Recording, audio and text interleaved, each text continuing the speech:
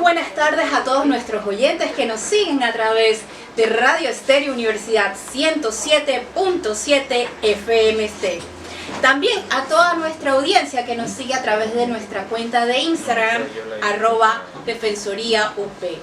Les habla su servidora Clarisa Cristina Flores y me acompañan en el día de hoy, como siempre, nuestros compañeros en cabina, Temi Molina y John Suira. Adicional, en el día de hoy, en conmemoración con el Día de la Mujer, me acompañan tanto mi distinguida colega Lilian Marisa Ruiz como la licenciada Ana Quijano. Muy buenas tardes. Gracias. Muchas gracias. Deseamos presentar en primer lugar, aunque ya también la conocen, a mi distinguida colega Lilian Marisa Ruiz, abogada de la Defensoría de los Universitarios, estudiante de docencia superior y asimismo férrea defensora de las mujeres y de la justicia legal, y por eso consideramos oportuno incluirla hoy como parte de las entrevistadas en la temática de hoy. Así como también por parte del Grupo Antónima a la licenciada Ana Quijano, socióloga, egresada de la Universidad de Ginebra, activista social, la cual consideramos que nos iba a enriquecer en la tarde de hoy nuestra temática. Sabemos que el próximo 8 de marzo se celebrará o se conmemorará, que es la palabra correcta partiendo de ese punto, el Día Internacional de la Mujer. Me pregunto yo, ¿sabemos de dónde sale la importancia de esta fecha? Bueno, en primer lugar queremos acotar el tema histórico. Que un día como hoy conmemoramos el Día de la Mujer para resaltar la lucha de las mujeres por la igualdad, el reconocimiento y el ejercicio efectivo de sus derechos. Una fecha para conmemorar, valga la redundancia, y no para celebrar, como hice la corrección hace un momento atrás. Recordando justamente los sucesos del 8 de marzo, pero de 1908, que marcaron la historia de trabajo y lucha sindical en el mundo entero. ¿Por qué?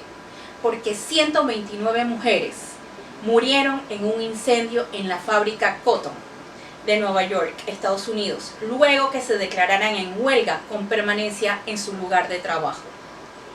El motivo era era la búsqueda de una reducción de la jornada laboral a 10 horas, no como 8 como tenemos hoy en día.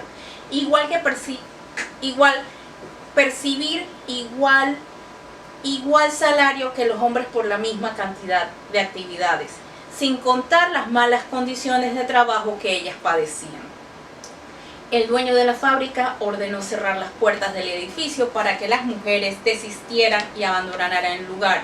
Sin embargo, lo que sucedió fue un incendio, y producto de ello, estas mártires murieron en pro de la lucha de sus reivindicaciones laborales. Obviamente, con un suceso así de trágico, pues quisiera abrir la discusión en el día de hoy de si nuestra juventud, si el público hoy en día conoce realmente el antecedente histórico de lo que significa un 8 de marzo. Licenciada Lilian.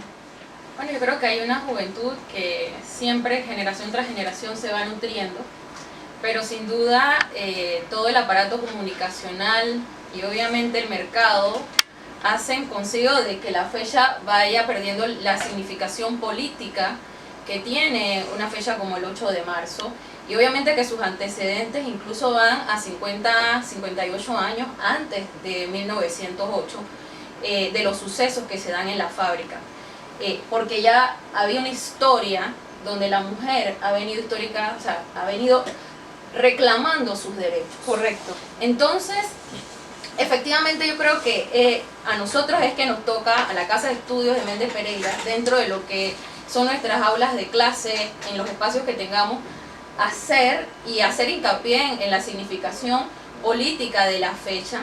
Si bien es cierto, ya se habla de la mujer no solamente trabajadora, sino la mujer a nivel general, pero hay una feminización en cuanto a la fecha, y obviamente lo que se busca es el hecho por el sexo y no necesariamente las implicaciones y las reivindicaciones en cuanto a ser sujetos de derecho y a poder exigirlo. Entonces yo creo que sí hay una generación que viene rescatando eso, pero hace falta mucho más porque nos estamos enfrentando ante un sistema que está buscando obviamente quitarle esa significación política. Me preocupa mucho el hecho de que las mujeres hoy en día ostentamos la cédula, pero no necesariamente eso significa que nos han considerado como sujetos maduros, adultos, para ejercer nuestros derechos plenamente, al igual que los hombres. Entonces, haciendo la comparación con lo que sucedió en 1908, licenciada Ana, quisiera preguntarle cuáles son las barreras que todavía hoy tenemos, que hoy todavía enfrentan las mujeres, y que a pesar de un hito como el de 1908, pareciera que la lucha no solamente continúa, todavía es muy tenaz. Primero que todo, rescatar lo que dijo la licenciada Lilian sobre, yo lo llamaríamos una comercialización de la fecha, ¿verdad? Y nos olvidamos que no solamente nace de una clase trabajadora, nace de las mujeres trabajadoras por su calidad de trabajadoras, no por su calidad de mujer. Estaban exigiendo derechos que en muchos países en nuestra región y en el mundo entero todavía se siguen luchando, derechos que tal vez consideramos obvios, como el divorcio, como el poder abrir una cuenta bancaria, como Exacto. el poder tener pleno uso de nuestras propiedades y de nuestro dinero, cuando en muchos países todavía no es así, y cuando en muchos países fue así hasta hace muy poquito. O incluso conducir. Exactamente, conducir, que en Arabia Saudita fue hace un par de años apenas. Entonces vale la pena rescatar que es una fecha que conmemora una lucha de mujeres queriendo ser seres humanos con derechos plenipotenciarios como son los hombres. Ahora, estamos por supuesto en una etapa en la cual sí se han adquirido muchos derechos, pero vemos como de facto no es así. Vemos como de facto todavía, un ejemplo es que somos uno de los países que en la región que primero tuvo una mujer presidenta. Al mismo tiempo, somos uno de los peores países de representación política, con menos del 20% de mujeres. Esa era la pregunta que iba a ser más adelante, y la licenciada se nos está adelantando. Pero lo que digo es que hay esta disonancia entre los derechos que se han adquirido y los derechos que verdaderamente gozan las mujeres trabajadoras en nuestro país. Tenemos derecho, sí, al divorcio, a tener una cuenta bancaria, pero sabemos que todavía hay una brecha salarial tremenda que hace que muchas mujeres estén ganando casi el 11% por debajo que los hombres. Entonces, muchos dirán, no, pero 11%. es que 11%. Y muchos dirán, no, pero es que la mujer, el puesto es el mismo. Sí, pero no se ve que hay muchos otros factores que contribuyen a que todavía las mujeres estén, se les quite, verdaderamente se nos quite derechos para vivir nuestra vida de la misma forma que los hombres. La tenencia de la vivienda también viene siendo parte de esas barreras que tiene la mujer, que se unen, pero también es que hay una visión patriarcal también de la sociedad, y eso es lo que permite a nivel de toda la estructura de que se den estas desigualdades, y bueno, es parte del producto de lo que la mujer históricamente ha venido luchando, porque como decía la socióloga Quijano, hay un tema ahí de objetivización sobre el tema de la mujer, que sí se ha luchado, que sí se ha avanzado, pero donde parte de ese recorrido histórico es por ser un sujeto. O sea, a nosotros como mujeres nos ha costado el reconocimiento como sujetos de derecho, correcto, no como objetos. E incluso parte de lo que hablabas de la historia, solamente para remontar todo lo que fue desde el surgimiento, porque obviamente la historia de estas luchas en el feminismo se hablan de diferentes momentos o fases, o olas, que le llaman el movimiento feminista. Y parte de eso es que sitúa para el reconocimiento a partir de lo que fue la Revolución Francesa. Pero en derecho nos enseña mucho y hablamos un poco de lo que es el derecho civil en relación al Código Napoleónico. Y cuando vas a ver el Código Napoleónico, es un código que incluso sitúa a materia legal la inferioridad de la mujer en muchos aspectos. Y ahí tengo que hacer una pausa. El Código Civil de la República de Panamá de 1917 mantuvo esa inferioridad al género femenino hasta la década del 90, que por inconstitucionalidad fueron derogadas muchas restricciones a la mujer. Exactamente. O sea, que no nos valió tener cédula, no nos valió que nos reconocieran el derecho al voto, que nos permitieran estudiar en una universidad, que si vemos la serie de Netflix, por ejemplo, a Lydia Poet hasta los 65 años fue que pudo ejercer su carrera de derecho. Bueno, Clara González. Tenemos la lucha de Clara González, porque ella luchaba por muchos, o sea, yo no puedo decir que Clara González tuvo olas, porque era otro, o sea, eran tantos derechos por los cuales que había que luchar, que me incomoda la palabra olas, porque es que a veces es difícil remontar tantas luchas y tantos frentes al mismo tiempo, y no me extraña que los hayan tenido que hacer poco a poco. Es que en la actualidad se han seguido peleando incluso los derechos que le llamamos dentro de la primera ola. Es que hay una concatenación de los derechos, y por eso que me gusta mucho la frase de Simone de Beauvoir cuando decía que no basta que en una sociedad existan crisis políticas, económicas y religiosas para que los derechos de la mujer sean cuestionados. Y es por eso que llama a que todas las mujeres estemos prevenidas al alcance de derechos. Y eso lo vemos incluso dentro de la actualidad de nuestro país. Entonces, si se hablan olas es para definir cuáles eran las reivindicaciones más relevantes durante una línea de tiempo. Eso no quiere decir que no ha habido una continuidad, pero sí ayuda de repente para el estudio de la historia, para el estudio de entender los fenómenos que fueron ocurriendo en la lucha de la mujer, entenderlo como esas fases, ¿no? Esos periodos y esas reivindicaciones que eran tantas que tuvieron que ser poco momento. a poco y de una en una, me imagino. Correcto. En ese sentido, sobre los avances, creo que pandemia nos enseñó que todavía nos falta mucho por conquistar. En pandemia, ¿cuántas mujeres no pasaron trabajo?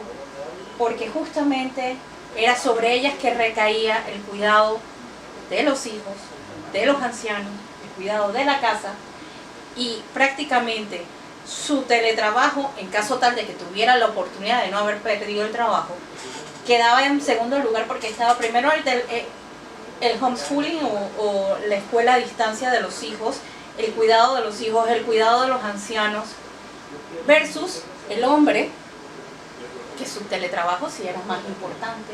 Ahí sí había que guardar silencio, eso sí había que... Entonces, ¿siente usted, licenciada, que es un retroceso o fue simplemente que se nos cayó el velo todavía de las situaciones y en que la mujer sigue encasillada? Por corto tiempo quiero darle el pase a la socióloga, que yo sé que sabe muy bien el tema del trabajo de cuidado no remunerado, también el trabajo productivo no remunerado. Primero quería empezar un poco por decir que estas olas es interesante verlos cómo se encuadran o vienen acompañados también de sucesos mundiales. O sea, la primera ola de las suffragettes en Estados Unidos, en Inglaterra, tenía mucho que ver también con el avance de la revolución industrial y a su vez unas crisis que estaban llegando los diferentes capitalismos en Europa, en Estados Unidos, acompañado de la Primera Guerra Mundial.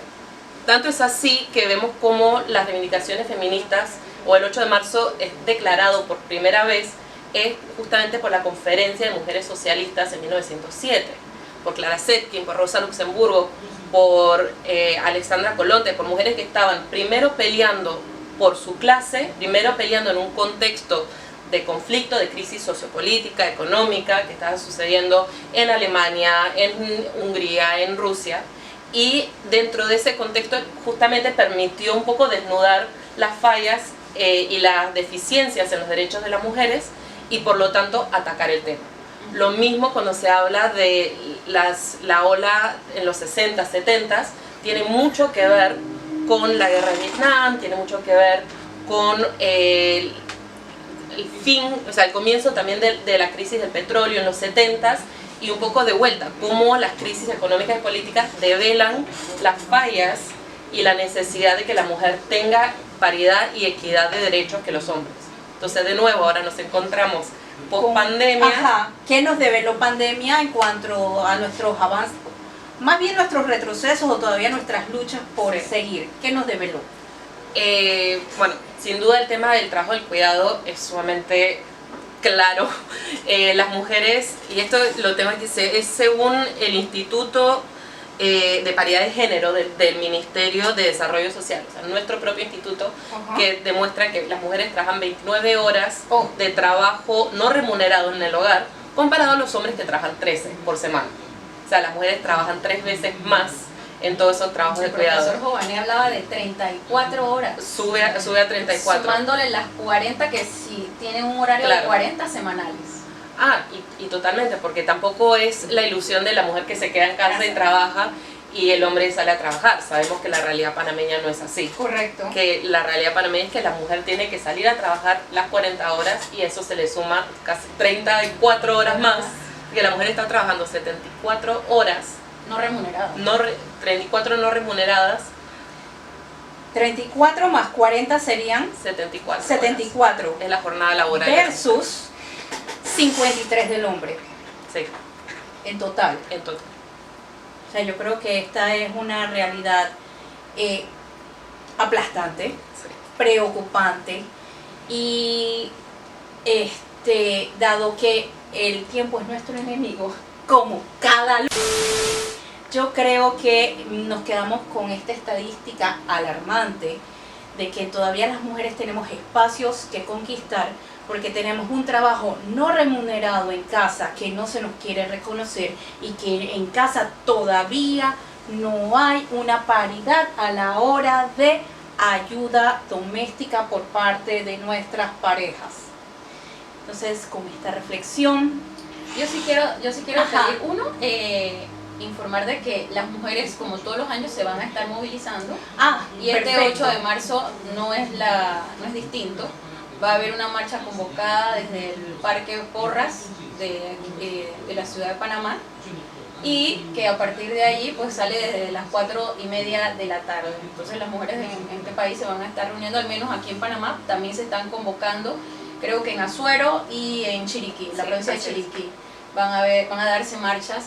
Y pues parte de esto también es reivindicar, porque hablando de lo que comentaba la panelista Ana Quijano, en relación al tema de las horas que trabaja la mujer, es que nos viene, hay que hacer un análisis y hay que hacer un esfuerzo, nosotras las mujeres, porque el tema de la seguridad social nos va a afectar. Casualmente, por esto que estamos hablando de las horas que la mujer indica trabaja. que hay un mayor desgaste. Sí. Ahora entiendo por qué muchas mujeres terminan con artrosis. Es que justamente es el trabajo desgastante que están llevando en casa. Sí, pero es justamente la última cosa que quería decir, es que todas estas luchas son colectivas. Exacto. Toda esta respuesta a este trabajo desequilibrado no se hace solamente en el hogar, no se hace para nada en el hogar, se hace a través de políticas públicas que garanticen cuidado de los niños, cuidado de las personas mayores y que ayuden, por lo tanto, a equilibrar esto y se hace juntos luchando. Entonces, para cerrar, este miércoles 8, 4:30,